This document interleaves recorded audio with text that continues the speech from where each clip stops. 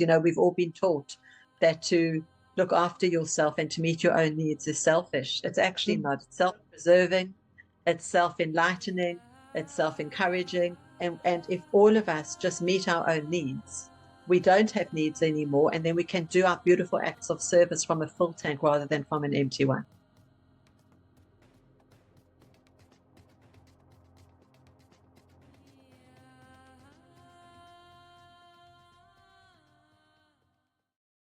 Okay, well, that's so lovely to meet you.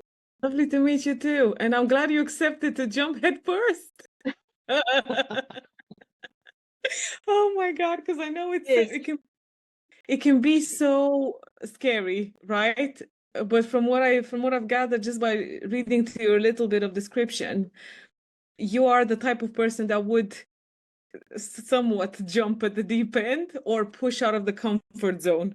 I think that's a bit more. That's a bit more. I think comfort and convenience are our worst enemies. Mm-hmm.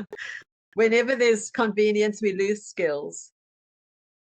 Yeah, it's such an interesting, I think this conversation is going to be great because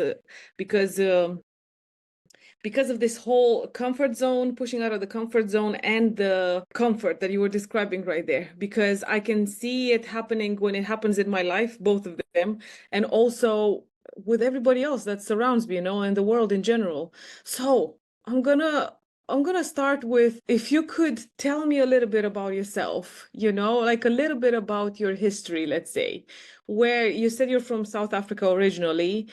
Could you tell me a little bit about your childhood and how did you get to Australia or to the point that you are right now? I know it's probably quite a journey to describe, but hey.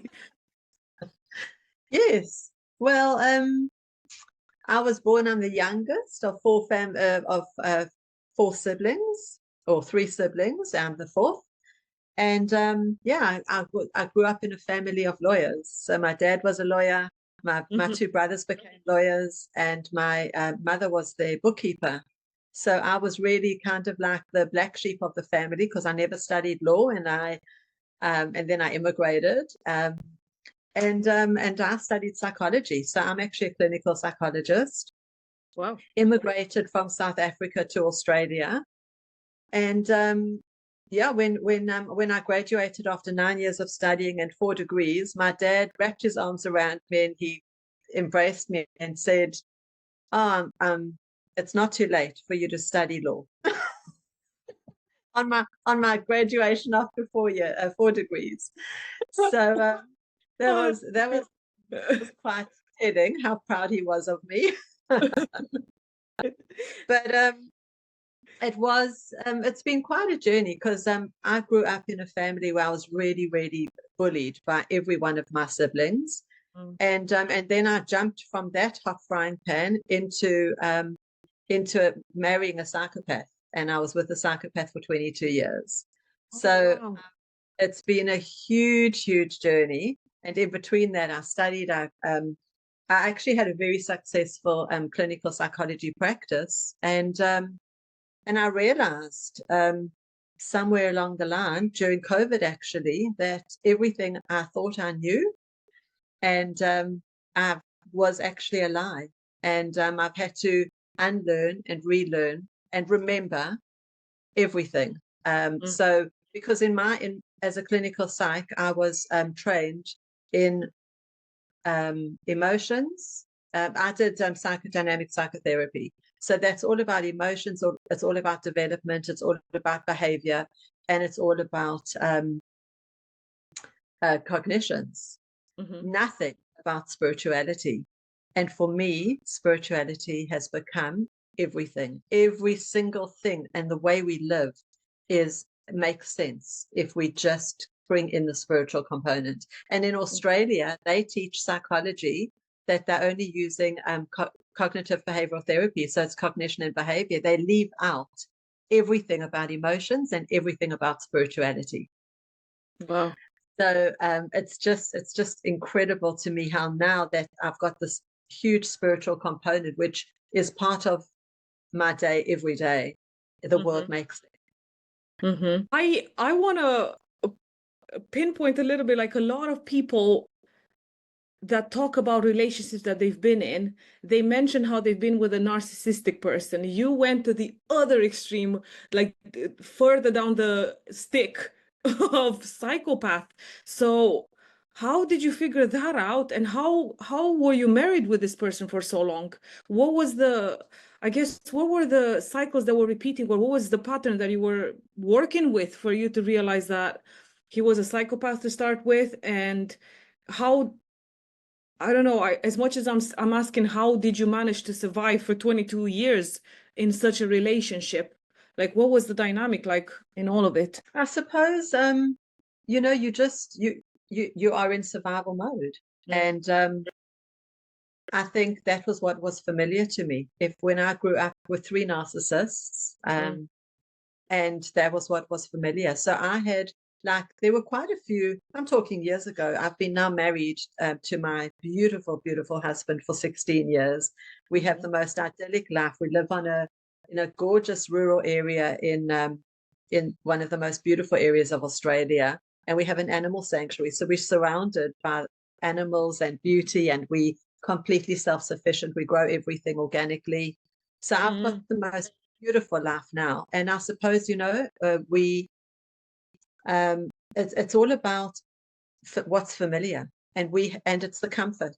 So like when I was growing up, there were quite a few guys who I could have dated and married, and they were such beautiful, decent people, but I didn't register them as even men. My like I thought they were weak men rather than healthy men. That, you know, it's what we're used to and what's familiar. So we often don't even can't conceptualize someone who breaks out of a different mold from what we're used to. So a lot of my growth, all my training, all my experience and my healing led me to be able to see different people and to break out of my comfort zones and out of what is familiar. And you asked the really important question, how did I survive 22 years? Well, day by day, but when you're scared and when you're fearful, you know, I was too scared to leave. By that stage, I already had two children, and he threatened to take my children away. He threatened that I would never ever be able to have a conversation with him again without a lawyer. He threatened that I would lose my children, and I actually did for a while, but my kids came back. My son stopped talking to me for 22 months. And one day, you know, after a lot of effort and asking and continuously being in contact with him, he texted me and said, "Do you want to go see Toy Story?" So I'm very grateful to that Disney, because I said, absolutely. We went to see Toy Story, and we've now developed the most beautiful relationship. What I'm saying it because I think a lot of people have a similar, I don't know, there's a lot of similarities in people's patterns and cycles. And when you describe like the barely surviving or just taking it day by day, I can resonate because I was in a similar relationship. I wouldn't say that, I don't know whether my ex was a psychopath to that extreme, but I can totally see the little points, you know, of taking 1 second at a time, 1 day at a time. What was it for you that, was it like a moment in your, one day you just woke up and you're like, I've had enough of this, or had something happened in your life that you thought, I can't deal with this anymore, I can't live my life like this anymore? Yeah, I was dying. I was absolutely dying in that relationship. But there were so many moments. It's hard to actually pinpoint. It was a long time ago. But I think it's just about healing. When you actually realize that you are enough, that you do not deserve this, that this actually, I think for me, it was a real disconnection that this is not my stuff. Because when you're with somebody like that, there's so much criticism and so much blame and so much gaslighting, for a long time, I thought I was going crazy. And it's kind of the part of the healing is actually registering, actually, I'm kind, I'm empathic, I work incredibly hard. And so I was doing a lot of counseling and marriage counseling when I was married to him.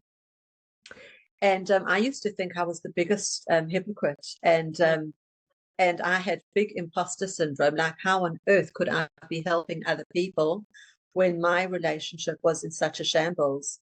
And only when I left, it was the most liberating thing, because once I left, it was like, actually, I'm the perfect person to help these people, because I can help people choose to stay in a relationship if they want to, and what is required to stay, or I can help them leave. And I realized that I was absolutely not an imposter. I lived and breathed what I was working with, and I was the best person to do this. So it was actually in the leaving, my whole world just opened up, but I was dying in the relationship. And to be honest with you, I was too scared to leave. I feel that he released me.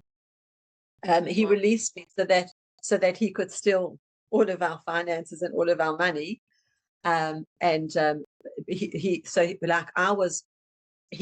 released me, but told me that it had to be a secret. I'm not allowed to tell the children. I'm not allowed to tell anybody. So while I was working on how to create the most stable divorce for my children and how to co-parent, and I was reading all of these books about how to do it in the best way possible, he was getting all of the finances together. He was an accountant. So he was stealing and getting all of the finances done and putting me in such a difficult financial situation. So he was doing that while I was doing that. And so I feel he released me. And the thing is that I'm so grateful to him now, because I've got beautiful relationships with my family. And it's because of him that it's pushed me to heal, because out of any post-traumatic stress comes post-traumatic growth. And so you can't have one without the other. You know, diamonds are born out of unbelievable difficulty. And there's no doubt about it. I was a black sheep in my family, but I feel I've grown up to become a rainbow unicorn. and I'm in a really good place. So that's what healing happens. You know, it's kind of when we are born, you're spiritual as well, aren't you? So all of us choose the kind of family we want to be born into. And you can't choose to be born into a loving family to learn love. You are born into a family of neglect or rejection or whatever, so that you can transmute it into love. Energy doesn't die. It just changes form. So whatever our lessons were, our karmic lessons are, that's the family that we are actually born into. So what I've done is I've taken all of this pain, all of this resentment, all feeling like a complete victim. And I'm realizing that I'm so grateful for the journey, because I feel completely healed now. I look at my ex with so much pity and sadness, because his life is exactly what he's created, and my life is it just keeps getting better and better and better. So it's all about healing, and it really is about love. We come back to love every single time, loving, and it's loving for ourselves, and it's filling up our tank, and it's meeting our needs. You know, we've all been taught that to look after yourself and to meet your own needs is selfish. It's actually not. It's self-preserving, it's self-enlightening, it's self-encouraging. And if all of us just meet our own needs, we don't have needs anymore, and then we can do our beautiful acts of service from a full tank rather than from an empty one. I so resonate. I so resonate with all of it. And I know it sounds like the story of a lot of people. You know, we all grow with the idea that we have to be so selfless and not look after ourselves at all, and just service for others. And it's interesting because after the healing part and everything happens that way, we want to service others. It turns into that, because it becomes the next natural step, I would say.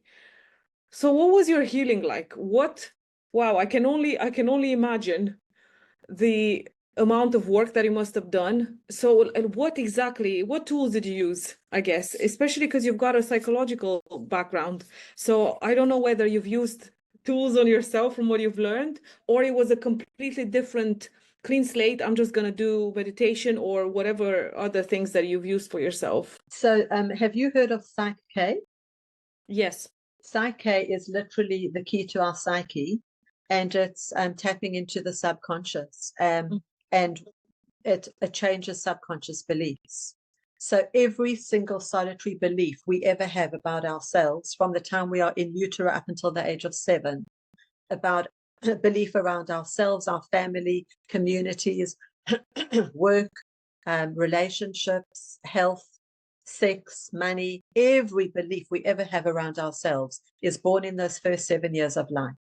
Yeah. And Psych-K is a beautiful way to tap into that time and shift all of those beliefs. So that's how I healed myself. It was through Psych-K, shifting all of my limiting, outdated beliefs that no longer serve me. You know, when you grow up, this happened to a client of mine, actually. I was seeing her on and off for 20 years, but the very first time we ever met, she came and said to me that she felt unlovable. And after 20 years of talk therapy, which only taps into the conscious mind, you know, the conscious mind is only responsible for 5% of our thoughts, feelings, and behavior. Our subconscious is responsible for 95%. And we've all been taught to disconnect from our subconscious, to disconnect from our intuition, our gut, you know, everything that makes us these amazing surviving creatures. And so it's really about my healing was really about tapping into all of the things that I had rejected, including my intuition, my gut. And then through Psych-K, I changed all of these outdated limiting beliefs. So with what I was saying about my client, I was seeing her on and off for 20 years, only doing talk therapy with her. And she got a lot out of it, and she felt supported, and we had a really good relationship, and a lot shifted for her, but nothing really healed. And that one belief that she had, that she felt unlovable, never shifted.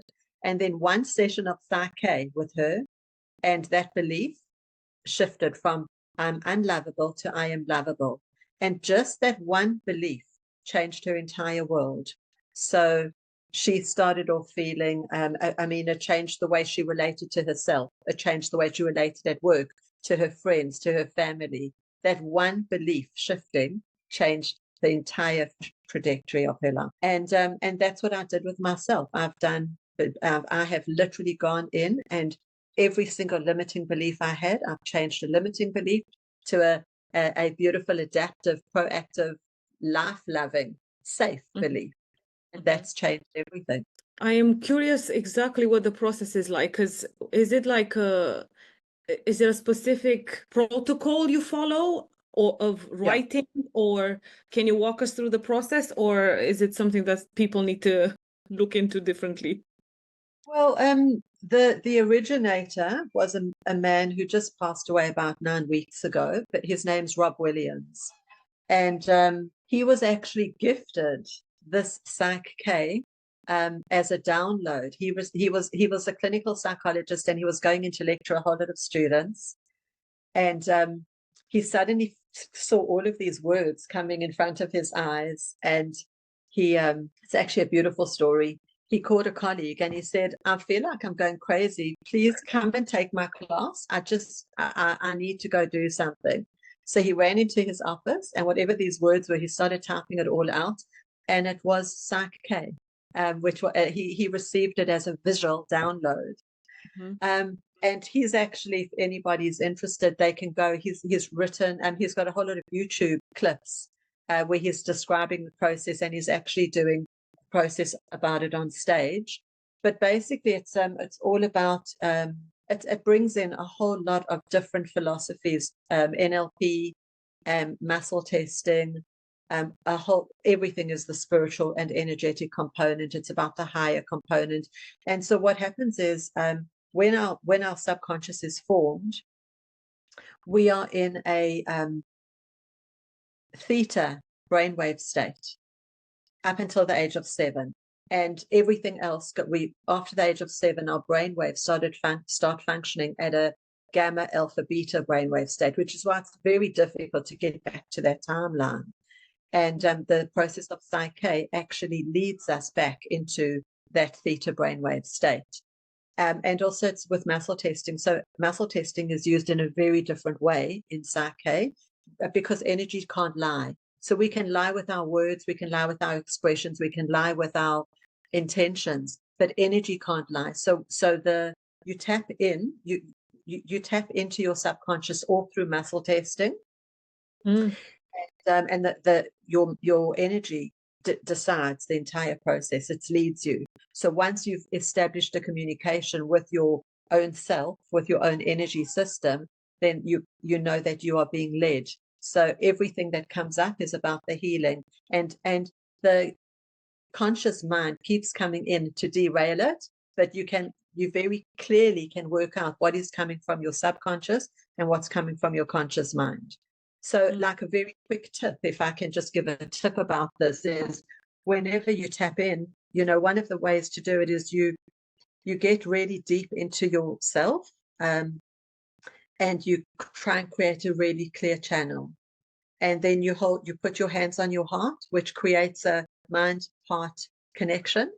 You take a few deep breaths, which gets you into a very present state. And you just say, you ask a question, whatever question's going on in your life. So what do I need to do? Where do I need to go? Whatever it is.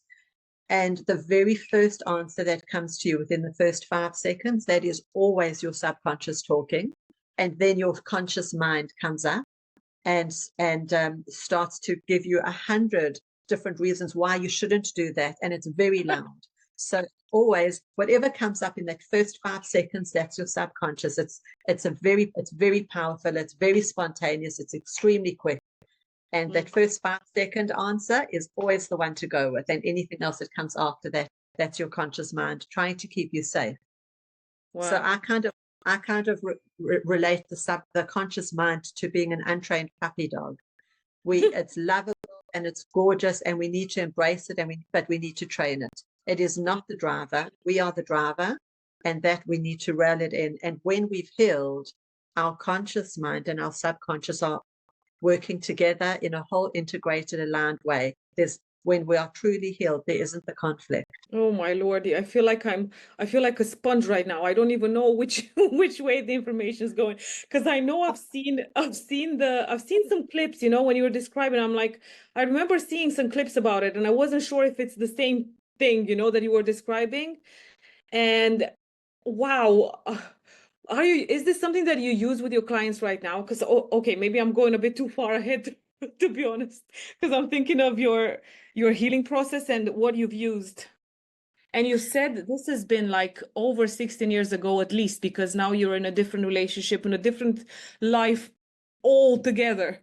Was this a quick process for you, or did it take you a while to transition from one to the other? Did you look forever for answers, let's say, or modalities? Yeah. I had never, as a clinical psych, all of us are, we trained to be quite arrogant, actually, and to think that our way is the only way.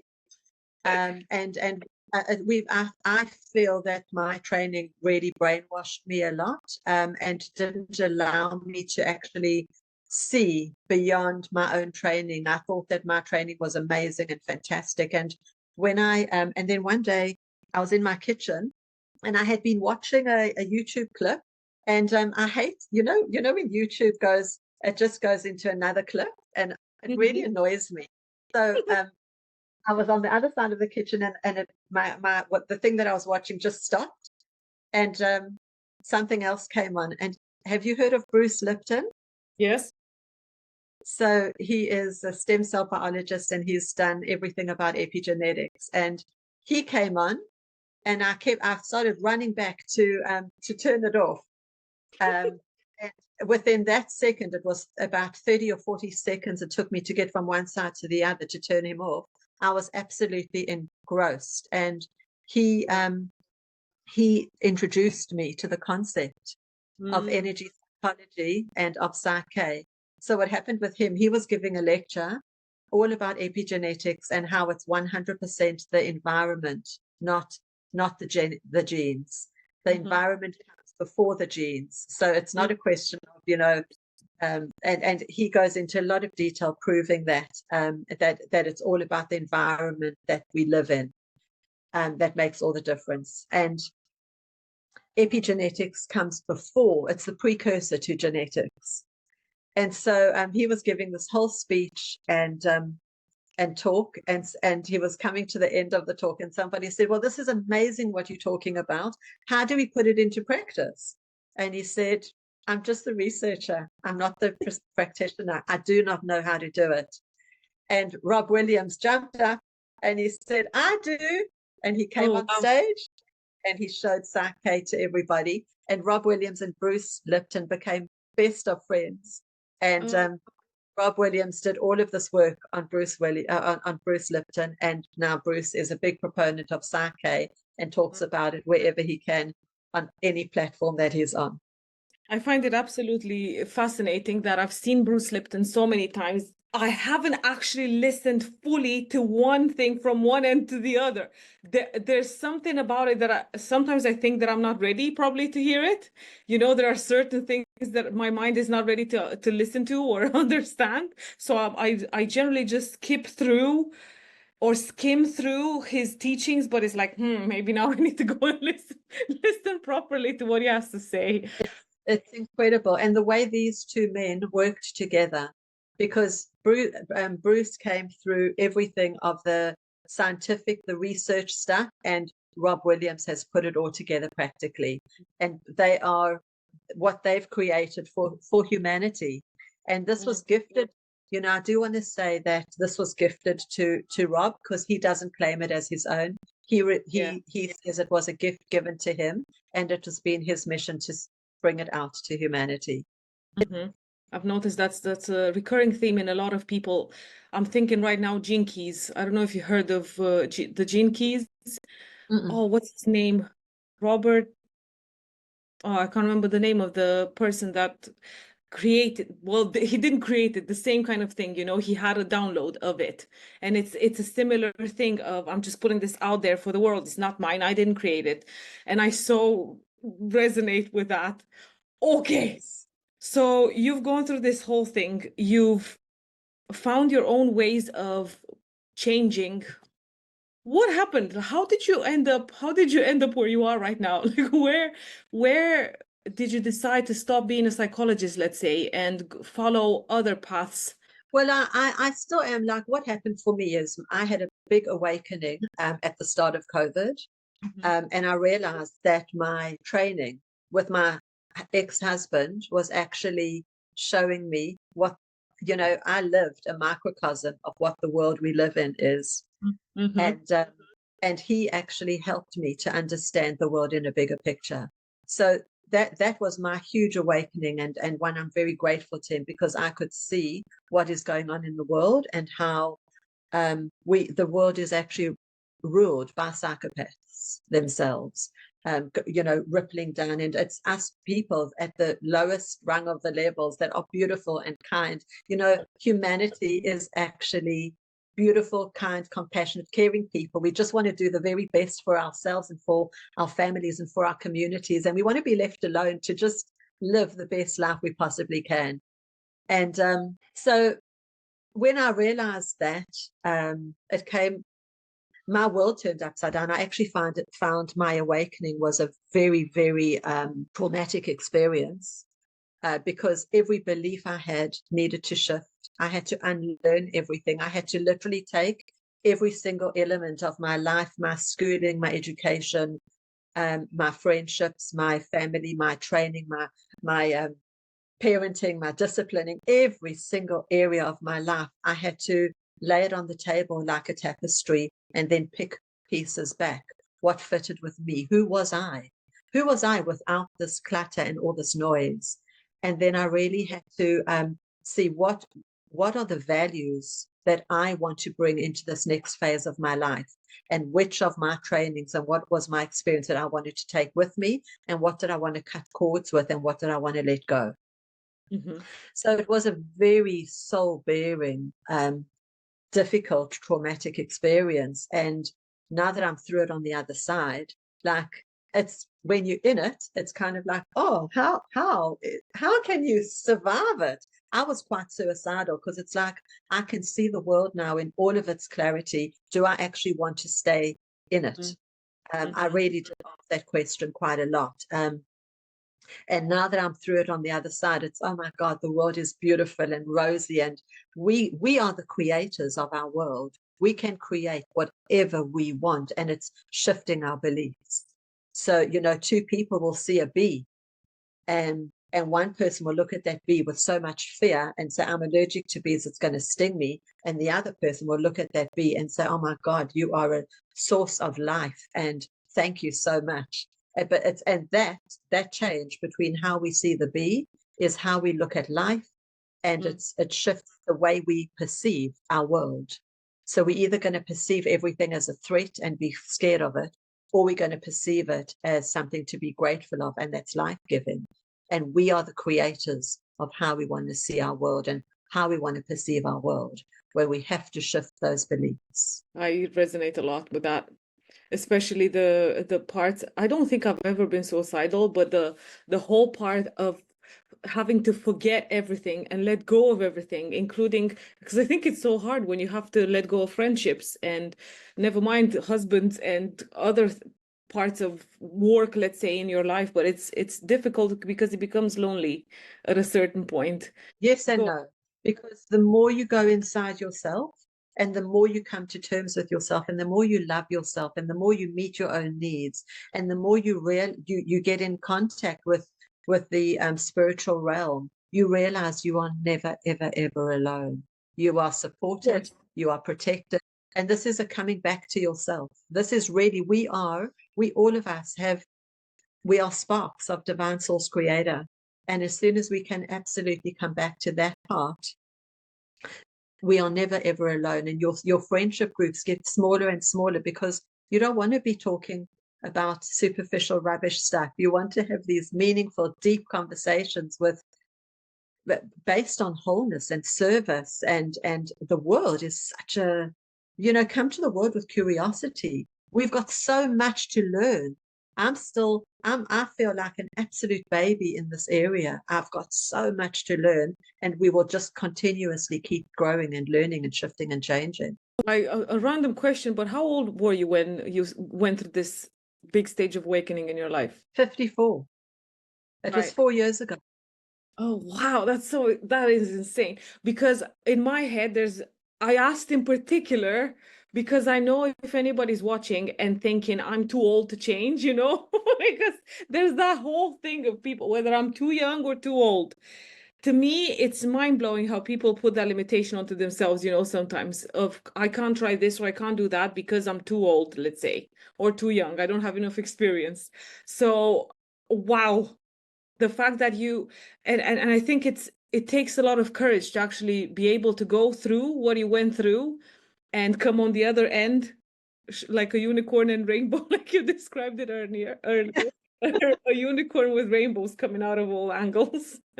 Because we are incredible people. We humans, we are all made up of light. We are all made. We are energy at the bottom. This is what Bruce Lipton was talking about. Inside every single one of our DNAs, at the atom level, there's energy. There's a cellular structure with energy spinning around it. And so it's getting in contact with that energy. We are energetic, electromagnetic beings.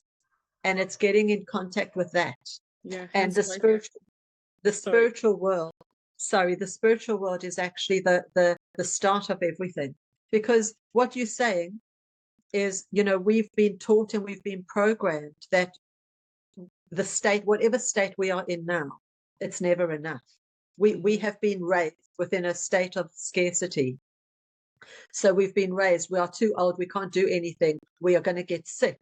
Getting old and sick and dying is a natural state. These are beliefs, and we need to shift all of those beliefs. Being too young, being too young, we are innocent and playful and curious about life. Tap into that. And the whole thing is we have been taught and programmed to get out of the present moment. So when we focus on the future, a lot of times we're very anxious. When we focus on our past, we're very sad. But both of the anxiety and the sadness, the past and the future, they take us away from this present moment. And we should be coming back every single day as much as we can to this present moment, to being present, because in this moment we are safe. In this moment we can choose to meet our needs. In this moment we can follow our joy. And it's really coming back to now. So it's getting out of the fear, getting out of the anxiety, getting out of the sadness and the depression, and coming back to right now. Amen. And that does take practice, and there are little ways to do it. Like you go to bed at night, and just as you're falling asleep, say 5 things that you are grateful for in this moment. And it really changes your brain waves as you fall into sleep. And then you wake up in the morning, and before you get out of bed, you say, what are 5 things that I'm grateful for today? What are 5 things that I'm looking forward to? So it could be going to the toilet. It could be going to walking barefoot on the grass. It could be that your legs move. It doesn't matter what it is. And it's saying, and so it allows you for that many times in the day to actually come back to presence and say, oh, this is the moment I was looking forward to. I'm going to enjoy it. And this is practice. We've all practiced for many years doing it the other way. Let's come back and practice doing it this way. Gratitude and looking at and anticipating things that you're looking forward to. It takes practice, but it literally changes your brain waves. Yeah, and practice. It's so interesting because at the beginning of everything that I learned going on this journey of the practice part, that used to annoy me so hard because I didn't want to practice. It's like it takes so much, and I can understand why a lot of people don't want to go down this path, because it's challenging. It's very challenging to let go of other limiting beliefs and create new ones. And I cannot say that I'm fully there, because there's many times, like especially more recently, where I've had quite a lot of fear come up, and a lot of old patterns and old programming just come like a freight train to hit me real hard. And remembering that that's not what's happening right now, just like you were describing, of being back in this present moment, and nothing's happening right now. Right now I'm safe. Right now I'm looked after. Everything is okay. It takes a lot of practice and effort and energy, I would say. Answer you in 2 ways. Can I just respond to that? Because life is hard. And if you're going to be making these changes, yes, it's hard, but to stay where you are is hard as well. So choose your hard. Life is hard. And as soon as you actually conceptualize that, it's like, okay, so I'm going to choose this hard over this hard. So choose the hard of following your joy. All we need to do is do things that follow our joy, because that's the language of our subconscious. Keeping us small and in fear is the language of our conscious mind. So, it's choosing your heart. Which of yourself, your conscious mind or your subconscious, are you going to listen to? So it is that. The other thing is, we are more than our pain. We are more than our trauma. We are more than our experiences and our past. We are absolutely divine beings of light, and it's coming back to that. Well, this is not a releasing. It can feel traumatic. I had a very traumatic experience, but coming through it on the other side, my life is richer. It's better than I ever would have imagined. If I could have painted a picture, my imagination would have limited me. Yeah. So if our subconscious knows where, and it's literally about tapping in. So I'm going to say to everybody, find somebody who practices Psyche. Tap into those beliefs, change those beliefs. And the other thing that you were saying is, yes, life. We've all been hurt. We've all been traumatized in different ways, big ways, small ways. But our triggers, we've been taught to fear our triggers. And I want to say our triggers, the things that trigger us and bring us the biggest reactions, are actually our biggest gift. And I know that I'm turning, these are very belief shifting ways to think about things, but our triggers are our gift, because they pinpoint in that moment what needs to heal. It actually shows us, hey, this is something that life can be going on so beautifully, and a thought or a smell or a word or a music comes up, and suddenly we are in a situation, and it's like, how did we get here? It's because our subconscious has moved in and has taken over, and we go on automatic pilot. And then we go, oh, well, this is what needs to heal. So find somebody that can help you to get to this place, because as soon as you heal what is triggering you, that is when life becomes amazing. And then you are in control of it. You can start responding to life rather than reacting to it. Thank you so much for that. I need to hear that sometimes too. So what is it that you do? Because you said you're working with women now, right? I work with I work with everybody, but I'm starting to do programs just with women. Yeah. Can you share with us a little bit what exactly it is? What's the program? So for me, it's twofold. The one is that there's a big educational component around. So I'm working with people who have experienced, surprise, surprise, narcissistic abuse and childhood trauma. But most people have come across, things like this in their lives on some level. And so it's really, and for most of us who have been in narcissistic or psychopathic relationships, we've felt crazy and thought, our very sense of reality has actually been challenged. And so it's really, there's a lot of education, and not just challenged, but also minimized. So people will say, oh, I've had a really difficult experience, and everybody will go, it wasn't so bad. You're making a big deal. This didn't happen, or this didn't happen. So you shouldn't, you're oversensitive. And all of our pain and all of our triggers people actually blame us for it and for our responses. And I think a big part of this is a real education of how because how you respond, how you react to something is actually the trauma. Trauma, the same thing can happen. Like if somebody hits you and you break an arm, or if you fall down the steps, if you trip and fall down the steps and you break an arm, the way you respond to that, the same symptom of your arm breaking, is going to be very different according to the actual situation and environment that was, and as well as the person's intention who did it.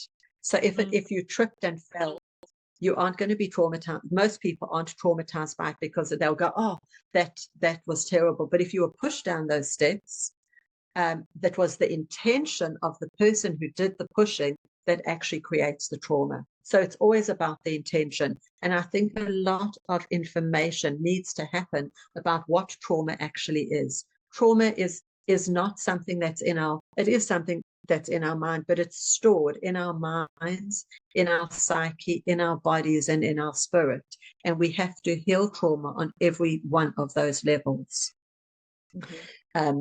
And so I want to do a lot of education around what trauma is, how it works in our bodies, how it's stored in our bodies, and how to release it from our bodies. So that's the educational component. And then there's a big component where I'm going to be working one-on-one with people as well. So it's called it's half educational program and half real healing, where people will be, I'll be doing one-on-one sessions with them, dealing with trauma, dealing with triggers, helping them. It's a lot of inner child healing through Psyche, as well as doing shadow work.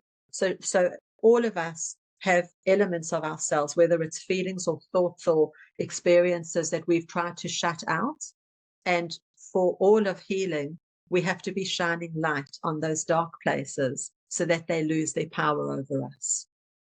And then the inner child healing is coming back and reclaiming all of those parts of ourselves that were hurt, that were injured, with love and kindness. Thank you very much.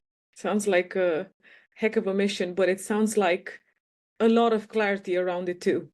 It sounds like you've got a lot of clarity of what you're doing and where you're going with this. Where can people find you, by the way, if they want to work with you? I'm on Facebook. It's just Jen, Jen Hammond, Hammond. I do have a website, but it's just being updated at the moment. So I don't know what my new website's going to be. It should be coming out in the next 2 weeks, but I don't know it yet. But That's all right. it's the same thing. My website will be called Jen Hammond Psych, PSYCH. Okay, because I think this is going to come out in about a month time now. So I'm imagining by then maybe your website is going to be out. So maybe I'll put I'm imagining it in the next 2 weeks. That would be great, Phoenix. Oh, Thank you. I can put Yeah. it in the description then, and everybody can go and check you out. Yeah, that sounds wonderful. Thank you. Thank you very much for sharing a little bit out of your life with me and with everybody that's watching. And I gotta say, I didn't even click until probably not long before we got on the call. You were in Australia and I'm in the UK. And to me, it's such a big deal that I actually connected with somebody that's so far away because it means it's reaching out. Whatever messages people are putting out into the world, into consciousness, it's gonna reach other people. So I'm very grateful for the fact that you reached out to me and we got on this call, and that you had a little bit of, oh, I wouldn't want to be pushed out of the comfort zone thing, but you did anyway. Well, you are an incredible interviewer, and you've made it so easy, and you've really helped me to feel very safe and peaceful. So thank you for that. Well, thank you very much. It's like, to me, it's like I didn't do anything. I just listened to you talk, which to me is great because, like I said earlier, I feel like I'm a sponge absorbing everything, and this is why I like doing these interviews this way as well, because I don't want to know all your life. I'm learning right here, right now. And I find that, I don't know, the most authentic way of finding out things and learning things and something new altogether for everybody that's participating. So thank you very And much for accepting. it's just connection, isn't it? We're Yes. just connected. Yeah. Yes. And I can see the sun just started beaming all over your face as you said that. I love that. Well, thank you so much. It's been such a beautiful interview, and thank you. Lovely to meet you. Thank you. Lovely to meet you too. I'm looking forward to going back and watching this because I'm editing my own things. So this is going to be very fucking cool. A woman of many skills. Yes. Yes, I totally am a jack of all trades, female version. That is it. Yeah, a Jill of all trades. Yeah, there we go. I know now. I'm going to stick that in my head. Thank you very much. And I guess it's morning your end, so have a great day. And you as well. Enjoy your night. And so you'll just get back to me and you'll give me a copy of this, will you? I mean, if you would like to, yes, for sure. I'm going to post it on YouTube anyway, so you can get the link from there. Yes. But if you want this, yeah, whichever one you would like. If you want No, once you've edited it and the link, that would be perfect. I'll spread it onto all of my socials as well. We'll get you famous. Thank you very much. Well, it was so funny when I said to you, how big is your audience? And you said 63 people. It's like, yes, I can do it for 63 people. If you would have said 63,000 people, I don't know.